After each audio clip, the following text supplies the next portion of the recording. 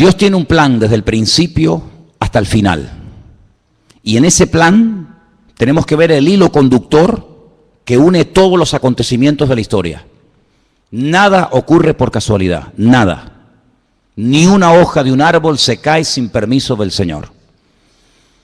Algunos dicen, uy, es que la naturaleza tiene una fuerza. La naturaleza tiene la fuerza que Dios le ha proporcionado. Nada tiene fuerza por sí mismo. Nadie puede levantarse más de lo que Dios le permita levantar. Es más, la Biblia nos enseña que el Señor es el que quita y el que pone. Hay momentos en los que Dios necesita a un bárbaro y a un criminal como Nerón. ¿Sí? ¿Cómo no? Hay momentos en los que Dios permite que se levante un Nabucodonosor, pero cuando no le hace falta, Dios lo quita.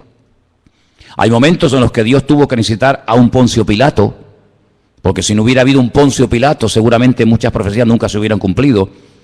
Pero hoy en día a nadie se le ocurriría ponerle a su hijo Poncio Pilato, pero Jesús le han puesto los padres a muchísimos hijos, porque Poncio Pilato ya ni se habla prácticamente de él. Dios es el que controla la historia, el que maneja los políticos, el que maneja la naturaleza, incluso hasta el diablo.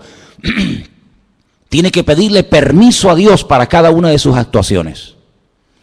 Y los políticos que están ahora en la calle, pues algunos pueden ser mejores, otros pueden ser peores. Yo ahí ni entro ni salgo porque yo como cristiano no pierdo mi tiempo en esas cuestiones. Yo sé a lo que Dios me ha llamado y a lo que Dios no me ha llamado. Lo tengo clarísimo. Dios me ha llamado a mí a predicar el Evangelio. A Cristo crucificado y a este resucitado y punto. Y todo lo demás. Nuestra obligación es orar. Nuestra obligación es respetar. Nuestra obligación incluso es someternos a las autoridades siempre y cuando, escuche bien, siempre y cuando no vayan en contra de la palabra. Hasta ahí podíamos llegar. Mientras vayan en una línea que no vaya en contra de la palabra de Dios, de acuerdo, por ahí entramos. Pero en el momento en el que se dicte una ley, en el que nos prohíban, nos impidan en un momento determinado hasta predicar el Evangelio, como ha habido ocasiones, y en este país se ha prohibido predicar el Evangelio, y en este país se han quemado a cristianos, y en este país se ha torturado a cristianos, y se han quemado Biblias, etcétera, etcétera, nosotros automáticamente, por encima de la autoridad, del sometimiento al hombre, nos sometemos a la autoridad, de la máxima autoridad que es nuestro Dios, y al cual honramos y servimos con nuestra vida. Hay momentos en la Biblia en la que encontramos que hay personas, creyentes, grandes hombres de Dios, que se sometían a la autoridad del momento, pero llegaba un momento en el que decían, amigo, hasta ahí podemos llegar. Tenemos el caso de los discípulos, cuando dice la Biblia que por predicar el Evangelio, por orar por la gente necesitada en las calles de Jerusalén, fueron confrontados por las autoridades de la época y les prohibieron categóricamente predicar el Evangelio. Y Pedro y Juan dijeron, por encima de vosotros nosotros obedecemos a nuestro Dios, porque no vamos a dejar de predicar lo que hemos visto y lo que hemos oído. Y ellos, aunque fueron torturados, aunque fueron puestos en la cárcel, ellos seguían predicando el Evangelio. ¿Por qué? Porque nosotros nos sometemos 100% al Señor y al hombre con condiciones. Al Señor nos sometemos 100%. Todo lo que Él mande, todo lo que Él ordene, aunque no lo entienda, lo tenemos que acatar. Hay momentos en los que Dios a lo largo de la historia dio leyes, mandamientos a sus hijos que son muy difíciles de entender. Por ejemplo, cuando Dios le pide a un padre que sacrifique a su hijo sobre un altar. Díganme ustedes si eso no tuvo que ser una prueba tremenda. Cuando el Señor permitió que a José lo vendieran sus propios hermanos y fuera acusado de un falso delito que no había cometido, como era abusar de la esposa del amo, de Potifar, ¿verdad? Sin embargo, nosotros sabemos perfectamente que para poder vivir en paz y en armonía, con el que tenemos que llevarnos bien es con el Señor. Porque Él nunca nos va a fallar, amén, hermanos. Él nunca nos va a fallar. Quiero que vengan conmigo a una de las cartas que el apóstol Pablo escribió a su hijo en la fe, a Timoteo. Y en una de las cartas que Pablo le escribe a Timoteo, es muy interesante lo que nos dice en 1 Timoteo capítulo 2. 1 Timoteo capítulo 2 dice, verso 1, exhorto ante todo a que se hagan rogativas, oraciones, peticiones y acciones de gracias por todos los hombres. Esa es nuestra obligación, orar por todos los hombres, por los reyes y por todos los que están en eminencia, para que vivamos quieta y reposadamente en toda piedad y honestidad. Pero la iglesia no está en este mundo, hermanos, para casarse con nadie.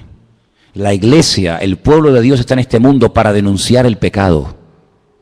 La iglesia está en este mundo para ser una voz profética en contra de la corrupción, en contra de la injusticia, en contra de todo aquello que Cristo no haría y que Cristo no mandó.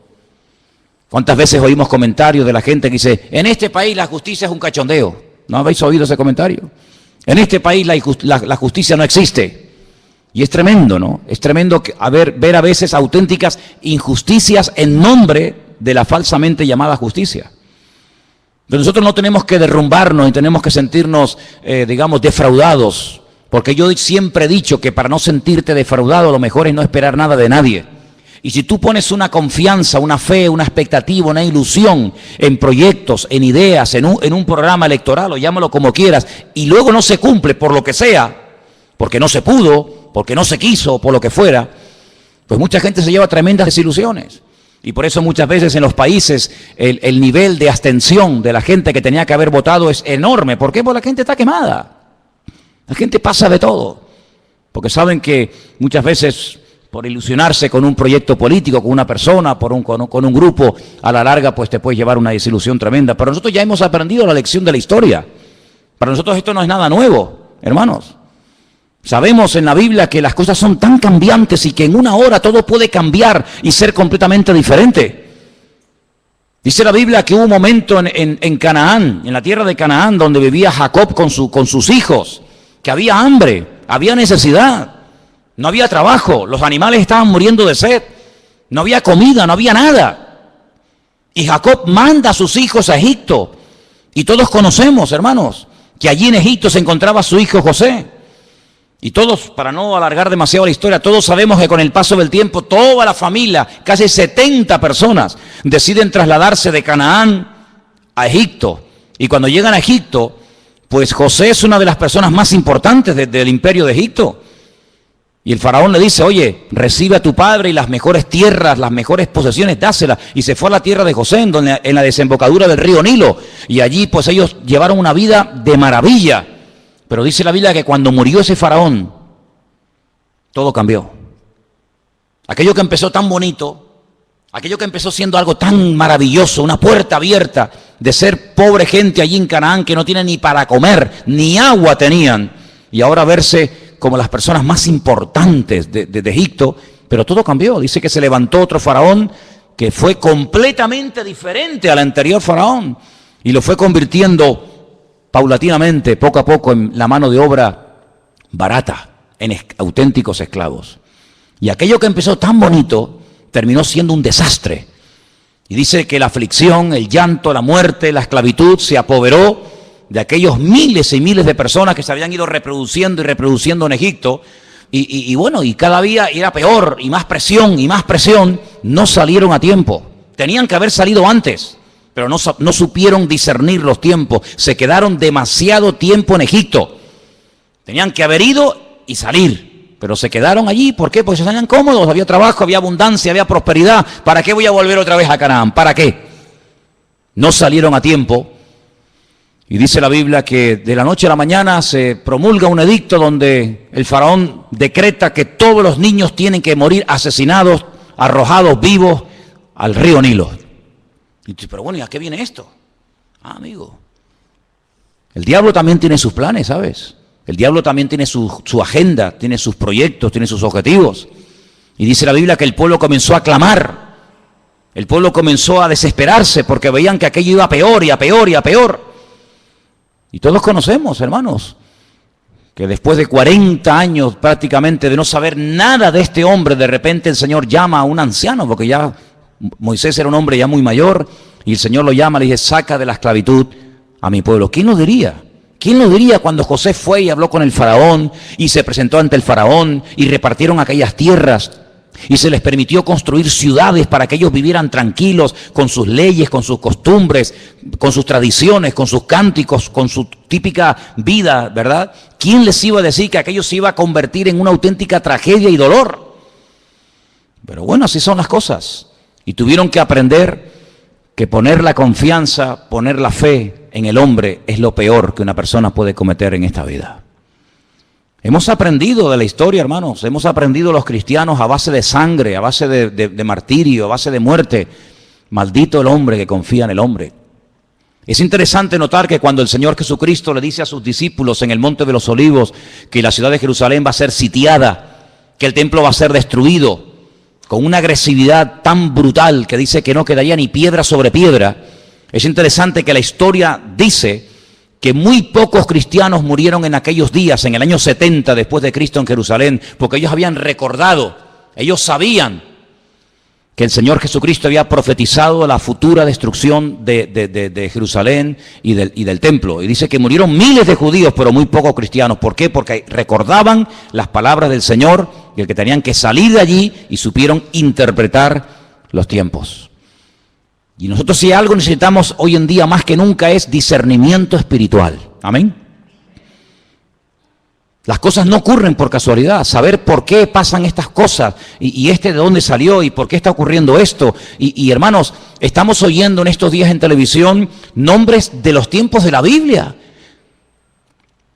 Dice la Biblia que el primer poderoso de la tierra, por así decirlo, el primer tipo del anticristo, el primero de todo fue Nimrod. Tremendo.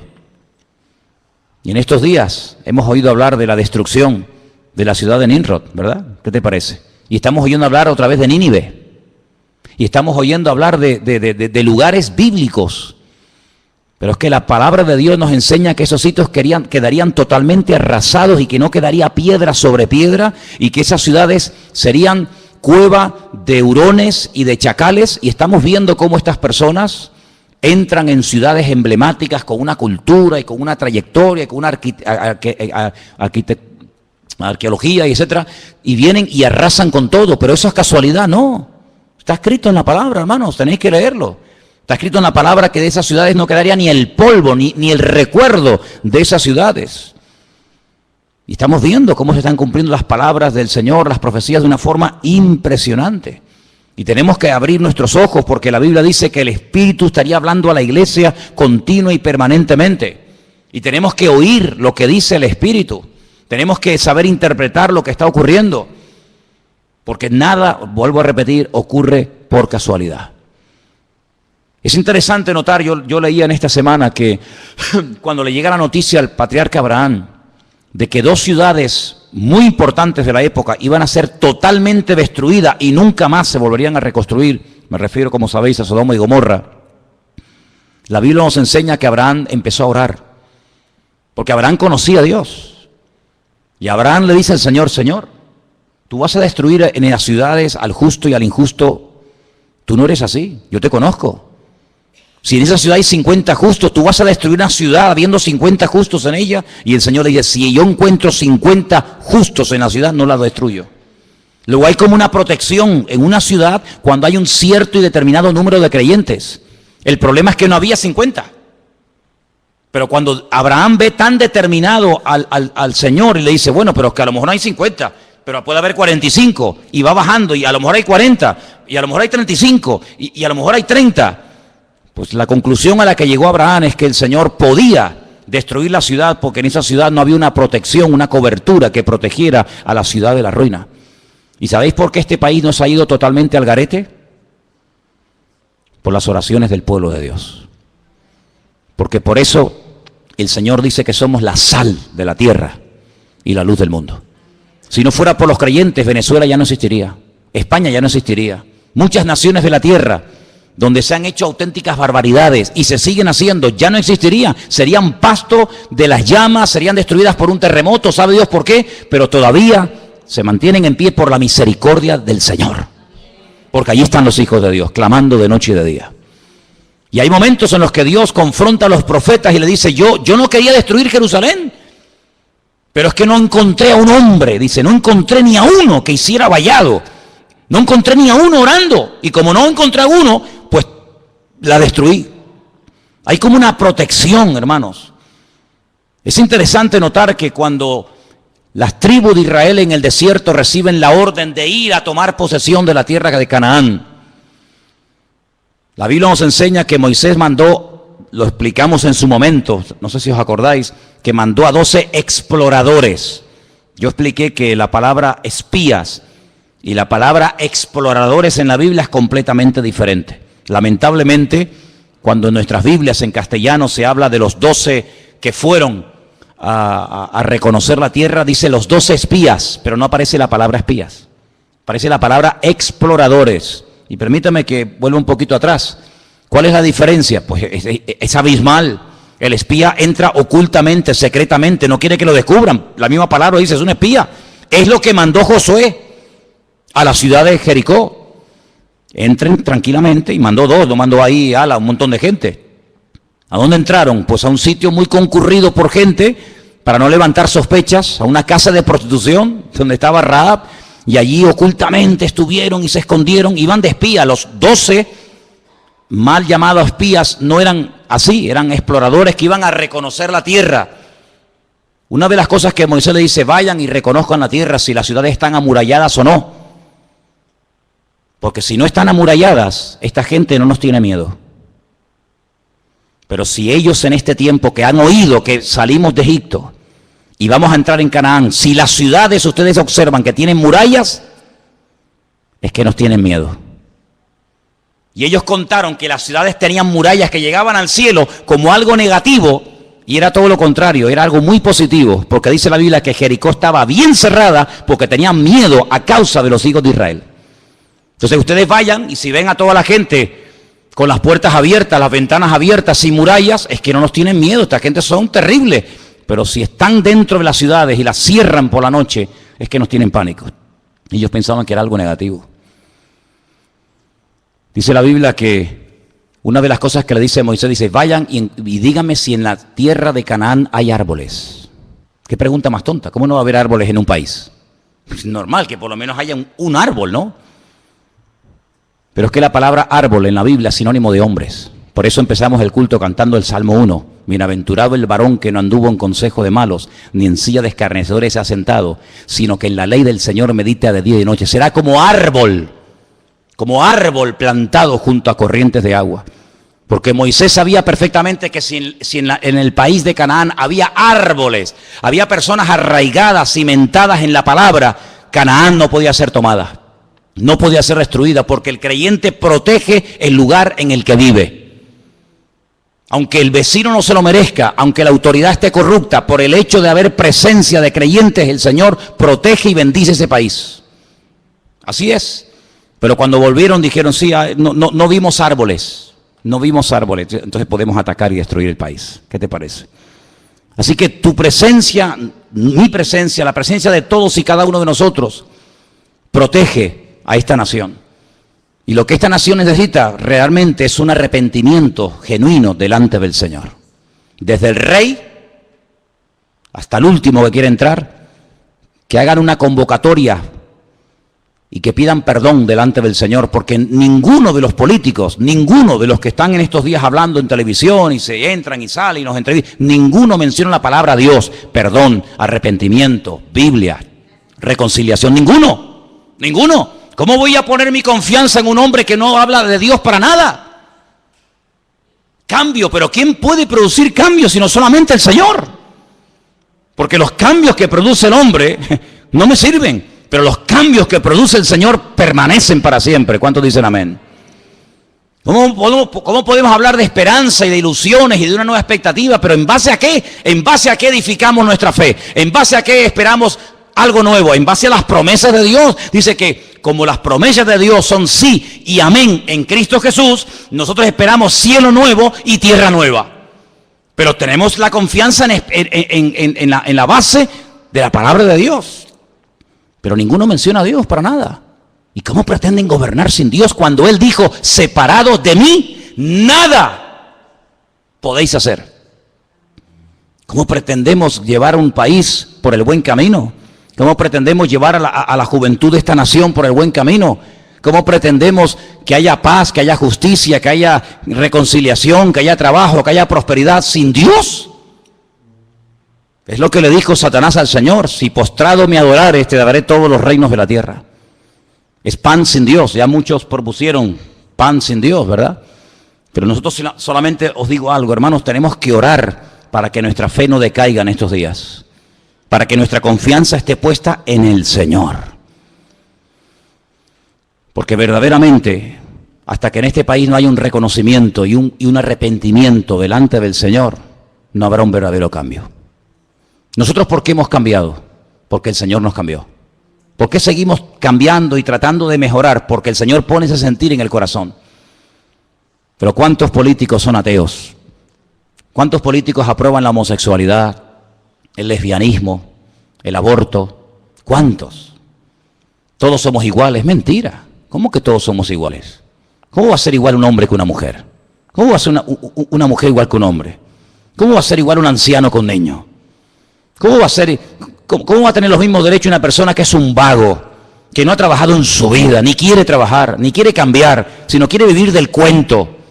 ¿Cómo le voy a quitar yo a este, que es una persona que ha trabajado, ha sufrido, ha sudado la camiseta, y se lo voy a quitar a este para dárselo a este que es un vago? ¿Pero por qué? Cuando la Biblia dice, esfuérzate, esfuérzate, esfuérzate, y Dios es galardonador de los que le buscan, y el que no le busca, pues no te galardona, hijo. Pedid y recibiréis. ¿Pero por qué recibo? Porque he pedido.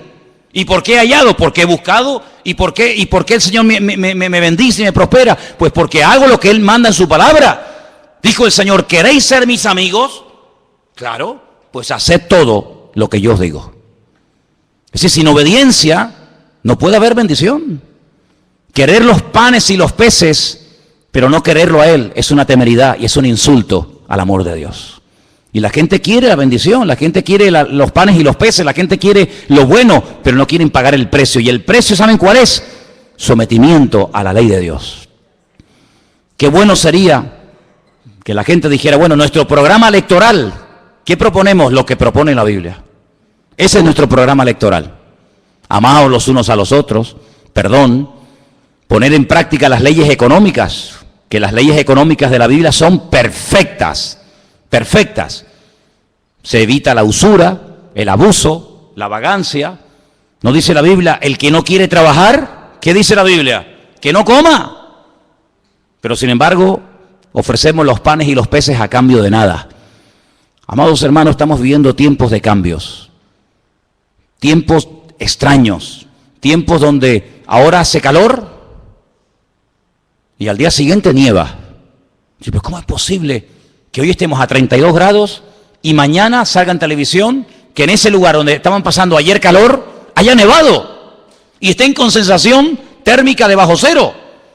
Lo natural, siempre os he enseñado, es un reflejo de lo espiritual.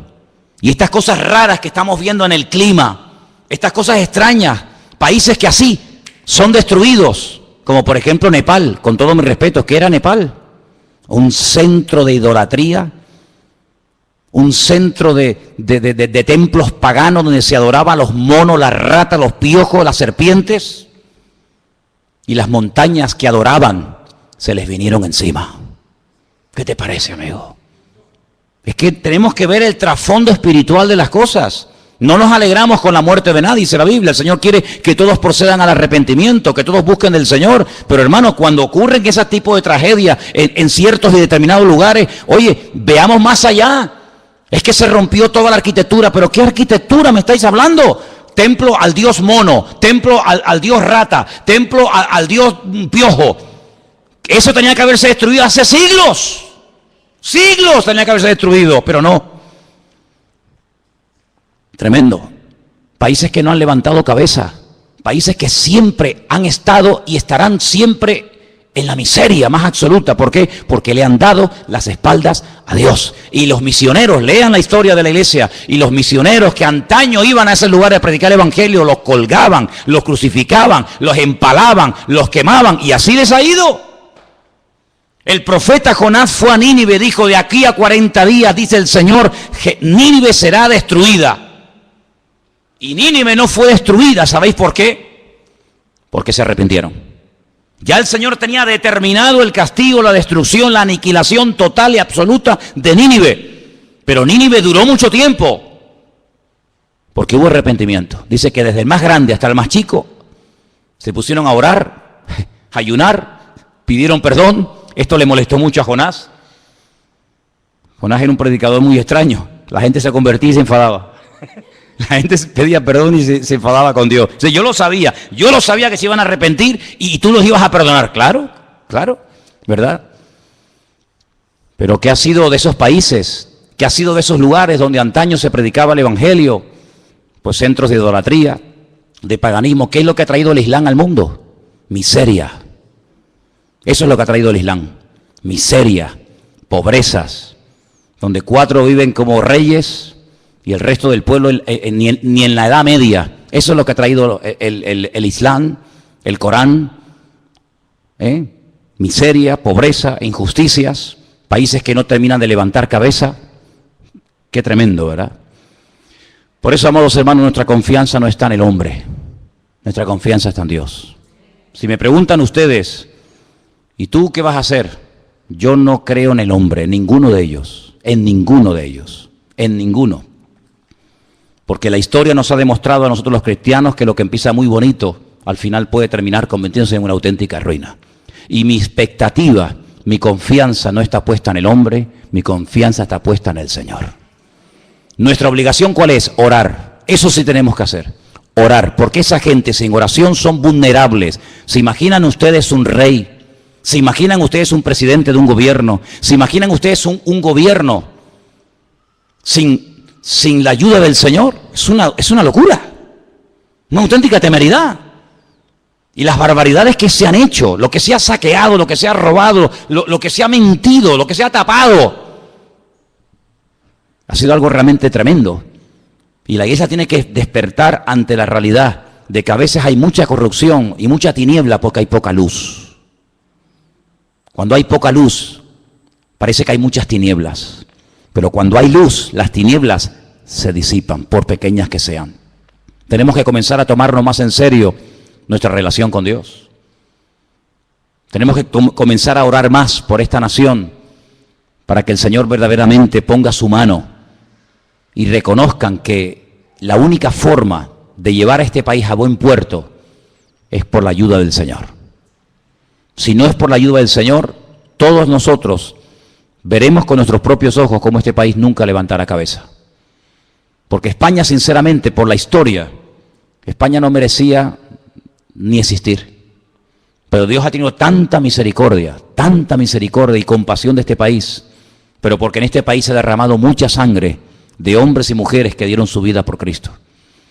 Cuando miramos al continente latinoamericano, desde prácticamente el sur de los Estados Unidos hasta la Patagonia, donde hay millones y millones y millones, docenas de países que hablan nuestro propio idioma, ¿verdad? Y la Biblia que utilizan es igual que la nuestra, pero ¿quién la tradujo? ¿Quién tradujo esa Biblia? Un hombre que se jugó la vida y un hombre que murió como un mártir por escribir la Biblia al idioma castellano. Y los que dieron su vida por introducir la Biblia en nuestro propio idioma para que nos llegara hasta el día de hoy, ni te imaginas, ni te imaginas. Y Dios ha tenido misericordia de este país, porque millones de personas han llegado a conocer la palabra de Dios, han llegado a servir al Señor, a predicar el Evangelio, a conocer la voluntad de Dios, porque alguien un día les tradujo la Biblia en su propio idioma. Y por eso Dios ha tenido misericordia. Pero si no fuera por esas cosas, realmente no nos mereceríamos absolutamente nada, porque los desastres que hemos hecho en el nombre de Dios han sido terroríficos, terroríficos. Por lo tanto, lo que tenemos que hacer es orar. Orar, orar, orar. Señor, pon tu mano. Toma las riendas de este país, Señor. Y ¿saben una cosa? La Biblia dice que cuando nos humillamos, Dios sana la tierra. Dice, si mi pueblo se humillare, invocare mi nombre, yo sanaré la tierra.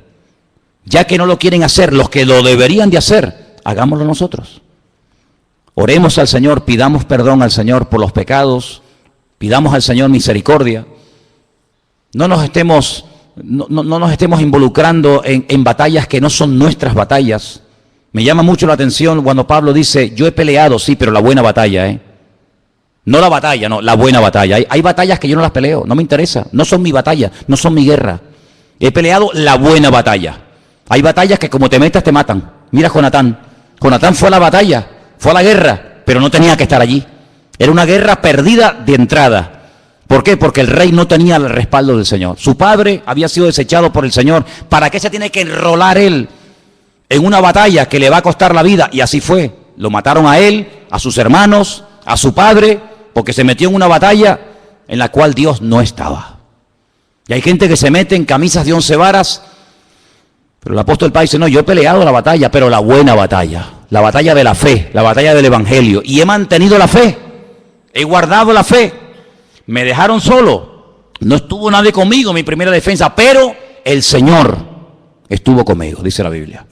Y él, hermanos, les recomendaba a los creyentes que dada la presión social y política de la época, dice, oren, rueguen al Señor para que tenga misericordia y para que ponga su mano sobre la vida de todos y cada uno de sus hijos. Y eso es lo que queremos hacer, amén, hermanos. Queremos orar para que no nos dejemos seducir, ni sorprender, ni entusiasmar por las promesas del hombre, sino por las promesas de Dios. Yo le digo a mucha gente y termino, si algunos tuvieran más fe en las promesas de Dios que en las promesas de los hombres, ¿qué tipo de creyente sería más diferente? Hay gente que tiene una fe a pie juntillas en lo que prometen, en lo que dicen, en lo que van a hacer, en lo que no van a hacer. Si tuvieras la misma fe en las promesas del Señor, madre mía, qué maravilla de creyente sería. Sería algo espectacular. Así que, amados hermanos, vamos a orar en esta noche. Cierra tus ojos ahí donde estás. Y vamos a pedirle al Señor que el Señor nos abra los ojos para que nos demos cuenta que el único que promete y cumple es nuestro Dios. Él promete cuidar de nuestros hijos mejor que cualquier educador o político. Él promete cuidar de nuestro presente y de nuestro futuro. Él promete sanar nuestras dolencias y enfermedades. Él promete abrirnos puertas cuando en esta vida todas las puertas por la edad o por lo que sea se nos cierran, pero Él abre puertas a sus hijos. Aleluya. Dice, yo volveré a derramar agua en el desierto. Yo volveré otra vez a hacer una cosa nueva que sorprenderá al mundo entero. Y por eso nuestra fe, que es un tesoro precioso, no la pongas, no la deposites, no la hipoteques en lo que no es de Dios. La fe se te dio para que la usaras para el reino, para ponerla en el Señor, para ponerla en la palabra, pero ten cuidado, no estés utilizando tu fe para un uso inadecuado, para algo que no tiene nada que ver con el reino y con lo que la palabra de nuestro Dios nos enseña. Nuestra fe tiene que estar puesta en el Señor. Al Señor tu Dios adorarás y a Él solo servirás. Él quiere la exclusividad. El Señor te quiere todo, 100% para Él. Y en esta tarde, Señor, queremos unirnos como iglesia y oramos por España, Señor. Oramos por el futuro de este país. Tú sabes, Señor, lo que este país, esta nación necesita. Tú sabes, Dios mío, las cosas que han ocurrido y que siguen ocurriendo en este país. Te rogamos en el nombre bendito y poderoso de Jesús, que tú tengas misericordia de este país, donde ha proliferado tanta maldad, donde te han dado las espaldas en las universidades, en los colegios, en los parlamentos, en los institutos, en todas partes, no te quieren, Señor. Pero, Señor, te pedimos en el nombre de Jesús que por amor a tu pueblo y por amor a tus hijos, bendice, Señor, sobre todo a tu pueblo que aquí está en este país. Señor, tú sabes, Señor, todos los cambios que se avecinan, tú sabes todas las caras nuevas y personas nuevas en el panorama político que se presentan. Señor, te pedimos en el nombre de Jesús que se haga tu voluntad, Señor. Que se haga tu voluntad, mi Dios. Pero que no nos olvidemos que lo más importante es honrarte y servirte a ti, que es lo que verdaderamente tiene premio y recompensa y galardón, servir al Señor. Que utilicemos nuestro tiempo, nuestros dones, nuestra energía, nuestros recursos para extender el reino de Dios y su justicia. Y que hablemos, Señor, que hablemos en contra de la injusticia, en contra de la muerte, en contra de todo eso, que tu iglesia abra la boca, que seamos valientes y digamos no al pecado, no a la muerte y sí a la vida. Aleluya. Y que verdaderamente te reconozcan a ti, el único Dios vivo y verdadero. Señor, únenos con tu Espíritu, Señor.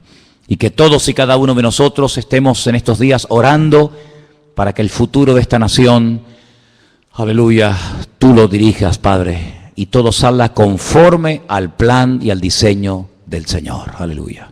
Te damos gracias, Dios mío, porque sabemos que tú eres bueno, que para siempre es tu misericordia y que tú tienes un plan y que todo apunta en una dirección, y es a tu venida, Señor. Tú vienes pronto. Esa es la cruda realidad, que los tiempos se acortan, que tú vienes pronto y tu iglesia tiene que estar velando y orando para que no nos sorprenda las cosas como ladrón en la noche.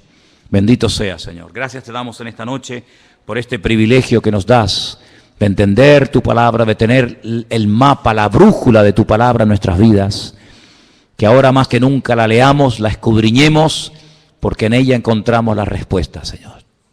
Te lo pedimos todo en esta noche en el bendito nombre de Jesús. Amén y amén. Aleluya.